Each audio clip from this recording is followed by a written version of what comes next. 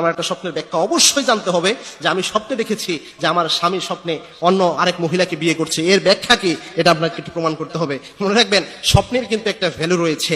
Dream is not a silly matter in Islam. ইসলামের স্বপ্ন কোনো খেলতামাশার বিষয় নয়, একটা মারাত্মক গুরুত্ব রয়েছে স্বপ্নের। এবং কি স্বপ্ন তিন প্রকারের হয়ে থাকে। আপনারা যদি স্বপ্নের কনসেপ্ট ক্লিয়ার না হন তাহলে ব্যাখ্যাগুলো বুঝবেন না। স্বপ্ন তিন রকমের হয়ে রয়েছে। এক প্রকার স্বপ্ন হচ্ছে আর রুইয়া সলিহা, যেটা সত্য স্বপ্ন, যেটা রহমানিও বলা হয়, আর রুইয়ার রহমানি। আরেকটা হচ্ছে আর রুইয়ার শয়তানি, অর্থাৎ শয়তান প্রদত্ত যে স্বপ্ন দেখানো হয় এই স্বপ্ন। আরেকটা হচ্ছে সারাদিন আপনি যে চিন্তা চেতনা, যে চিন্তা ভাবনা করেন, এটার আলোকে আপনি একটা স্বপ্ন দেখলেন, এটাও একটা স্বপ্ন। সুতরাং এই তিন প্রকারের স্বপ্ন হয়ে থাকে। যেটা সত্য স্বপ্ন, এটা আল্লাহ রাব্বুল আলামিন নিজে দেখিয়ে থাকেন। আর যেটা শয়তানের প্রদত্ত স্বপ্ন, এটা শয়তান নিজে দেখিয়ে থাকে আপনাকে।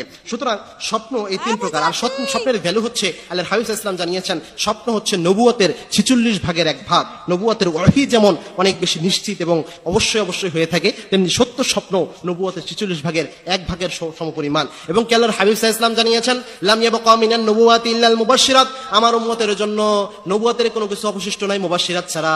সাহাবায়ে কেরাম প্রশ্ন করলেন, ইয়া রাসূলুল্লাহ, মুবাশশিরাত কি? আল্লাহর হাবিব সাল্লাল্লাহু আলাইহি ওয়াসাল্লাম জানালেন, আর রুইয়া সলিহা, সত্য স্বপ্ন, এটাই হচ্ছে মুবাশশিরাত। এটাই আল্লাহ রাব্বুল আলামিন দিক নির্দেশনা দিয়ে থাকেন সত্য স্বপ্নের মাধ্যমে। সুতরাং সত্য স্বপ্নের একটা ভ্যালু রয়েছে। এখন কোন মহিলা যদি স্বপ্নের মধ্যে বিয়ে দেখে, মুহাম্মদ ইবনে শিরিন তিনি ছিলেন স্বপ্নের বিখ্যাত স্বপ্ন বিশারদ। তিনি তার স্বপ্নের ব্যাখ্যা গ্রন্থে বেশ কিছু জিনিস নিয়ে এসেছেন। যেমন তিনি বলেছেন, কোন মহিলা যদি এরকম স্বপ্ন দেখে যে সে তার নিজের স্বামীর সাথেই স্বপ্নে তার বিয়ে হচ্ছে, অথবা তার স্বামী তাকে বিয়ে করছে, এরকম কোনো কিছু যদি হয় তাহলে বুঝতে হবে এটা একটা ভালো জিনিস। কেননা বিয়ে তো অনেক ভালো জিনিস, বিয়ে একটা পজিটিভ ইঙ্গিত দিয়ে থাকে। তবে কোনো মহিলা যদি দেখে যে স্বপ্নে তার স্বামী অন্য কোনো মহিলাকে বিয়ে করছে, তো এই ক্ষেত্রে অনেকটা খারাপ কিছু হওয়ার সম্ভাবনা থাকে, অনেকেই বলেছেন, তবে এটা নিশ্চিত নয়। তো এই ক্ষেত্রে, এই মহিলার ক্ষেত্রে যেটা হতে পারে যে সে প্রায় সময়ই একটা অনিশ্চয়তায় ভুগে যে তার স্বামী আরেক জায়গায় বিয়ে করে কিনা। কারণ পরবর্তীতে তার হাজবেন্ডের সাথে আমার কথা হলো, সে বলল যে হুজুর, যে দেখেন অবস্থা সব সময় এরকম সন্দেহ করে যে আমি আরেক জায়গায় বিয়ে করে ফেলি কিনা, এবং কি সন্দেহ করে সে স্বপ্নে দেখছে, এটা নিয়ে পর্যন্ত আমাকে কোনোভাবে শান্তি দিচ্ছে না। নিশ্চয়ই তুমি এমন কিছু করছো, নয়তো আমি এটা স্বপ্ন দেখতাম না। তার কারণ হচ্ছে সে সারাদিন এটার মধ্যে একটা জল্পনা কল্পনা চিন্তা ভাবনা রয়েছে। তাই আমাদের উচিত হচ্ছে যে কোনো স্বপ্ন দেখলে আল্লাহর কাছে এটা চাওয়া, আল্লাহ এই স্বপ্নের ভালো দিক আমাকে দান করেন এবং এই স্বপ্নের খারাপ দিক থেকে